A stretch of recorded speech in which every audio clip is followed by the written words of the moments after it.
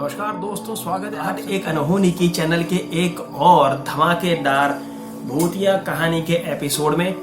दोस्तों देखिए, मैंने आपको बहुत सी कहानियां बहुत से सब्सक्राइबर्स की बताई हैं, कई मैंने ब्लॉगर्स की बताई हैं, कई कहानियां मैंने इंटरनेट से भी आपको बताई हैं, कई कहानियां बहुत जो जानी मानी हैं, जो लीजेंड्स बोली जाती हैं, वो सारी कहानियां भी मैंने आपको बताई।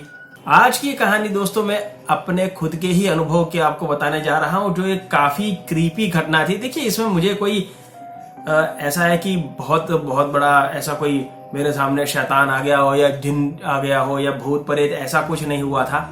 लेकिन फिर भी ये एक अजीबो गरीब क्रीपी घटना तो मेरे साथ में जरूर घटी थी, जिसके बारे में मैं आपसे डिस्कस करूंगा। दोस्तों, मेरे आज से ये करीबन 10 साल पहले की बात है। उस टाइम पे मेरे पास में एक फ्लिप फोन था और उस फोन को जिस दिन मैंने लिया, ये मार्केट में मैंने लिया था सस्ता जा करके, क्योंकि भाई उतना ज्यादा पैसे तो रहते नहीं थे। ये एक सस्ता मतलब कह सकते हैं ना कि भाई 3-4 हजार के आसपास का फोन मैंने उस टाइम पे ये फोन लिया था। शौक था काफी कि हाँ भाई फ्लिप फोन लेने का, तो लेकर के आया। अब जिस दिन मैं ये फोन लेकर के आया, उसी दिन से ये नाटक मेरे साथ में शुरू हुआ। उस दिन रात को 2 बजे, एग्जैक्ट रात को 2 बजे, ये एक फिक्स टाइम था जिस पर्टिकुलर टाइम पे मुझे मेरी बहन के मोबाइल नंबर से मेरे मोबाइल में फोन आया। रात को 2 बजे बहन घर पे ही थी। अब मैंने फोन उठाया, फोन में कोई आवाज नहीं आई, मैंने फोन रख दिया। मुझे लगा शायद गलती से लग गया होगा। सुबह जब मैं उसे मिला, मैंने कहा कि भाई तूने फोन क्यों किया था रात को? उसने कहा कि मैंने तो कोई फोन नहीं किया था।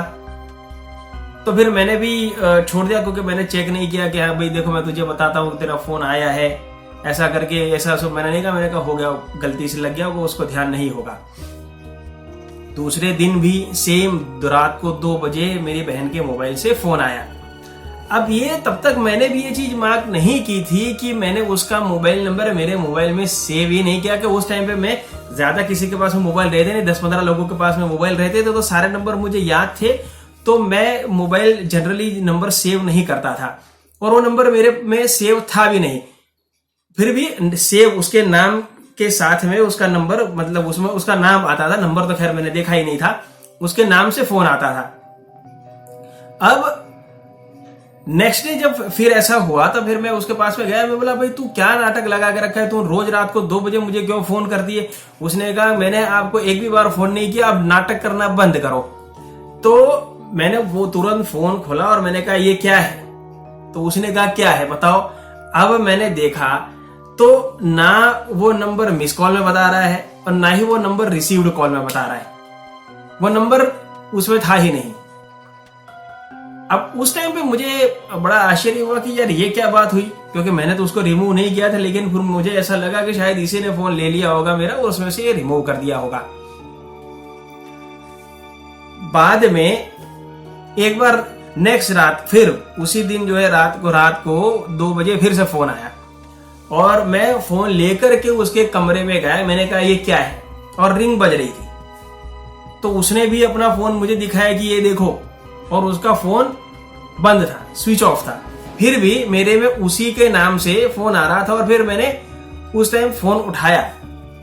अब जब मैंने फोन उठाया तो उसमें से कुछ जैसे फुसफुसाने की आवाज आती है ना, उस तरीके की आवाज उसमें से आई। और ये पहली बार जो आवाज आई थी, वो आवाज, उसका पहले आवाज नहीं आई थी, उसमें से कुछ ऐसी आवाज आई। तो मैंने तुरंत फोन काट दिया। मुझे लगा यार ये क्या, कौन बोल रहा है? उस टाइम पे मुझे थोड़ा ऐसा लगा कि यार ये कुछ गड़बड़ वाला मामला जरूर है। और मेरी बहन भी उस टाइम पे डर गई, क्योंकि उसका मोबाइल तो लिटरली स्विच ऑफ था। स्विच ऑफ होने के बाद में भी क्यों उसके मोबाइल में से उसके नंबर से मुझे फोन आता था, ये समझ में नहीं आया।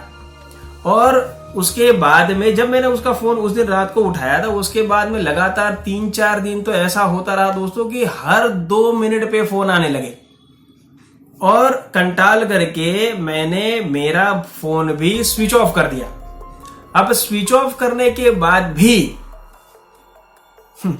मजे की चीज बताता हूं आपको, मेरी बहन का फोन स्विच ऑफ, मेरा खुद का फोन भी स्विच ऑफ। उसके बावजूद भी मेरी बहन के फोन के नंबर से मेरे मोबाइल में रिंग बजने लगी। फोन मैंने स्विच ऑफ किया था उसके बावजूद भी। अब जब मैंने वापस से फोन उठाया तो फिर से वही फुस फुस फुस फुस करके कुछ, मतलब कोई कुछ ना कुछ बोल रहा था, ये तो पता चल रहा था, लेकिन क्या बोल रहा था ये समझ में नहीं आ रहा था। लेकिन वो बोलते ना कि कुछ क्रीपी जैसा हो रहा था, और मैं वास्तव में उस टाइम पे मैं डर गया। और दूसरे दिन सुबह ही दोस्तों मैंने वो फोन ले जा करके नदी में फेंक दिया। उसके बाद नया फोन लिया, नया फोन, नया सिम, और उसके बाद में ये घटना कभी नहीं हुई।